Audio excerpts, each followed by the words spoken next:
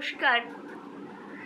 নদিয়া জেলার রঘুনাথপুর গ্রামের বিশিষ্ট কবি অনুপ মণ্ডলের কবিতা বিখ্যাত রায় পরিবার।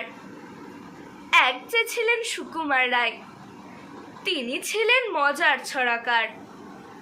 আবোল তাবোল শব্দ দিয়ে কবিতা ছড়া লিখতেন কৌতুক নকশার। আমার কাছে সুকুমার রায় এসেছিলেন ছোট্টবেলায় স্কুলের বইয়ে। কাতুকুতু বুড়ো পড়ে আনন্দ পেয়েছিল মন। তারপরে বড়বেলায় পড়েছি রায়বাবুর অনেক বই।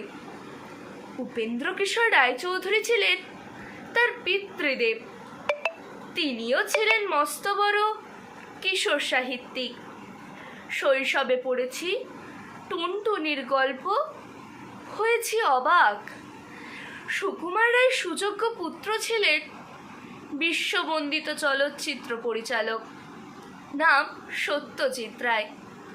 তিনি অস্কার পেয়েছিলেন। তিনি ছিলেন বিশাল চিত্রশিল্পী, সঙ্গীতকার, সাহিত্যিক। আবার এই সত্যজিৎ রায়ের পুত্র বর্তমানে সন্দীপ রায়, তিনিও পরিচালনা করেন চলচ্চিত্র। উপেন্দ্রকিশোর থেকে সন্দীপ রায় শিল্প পরম্পরা।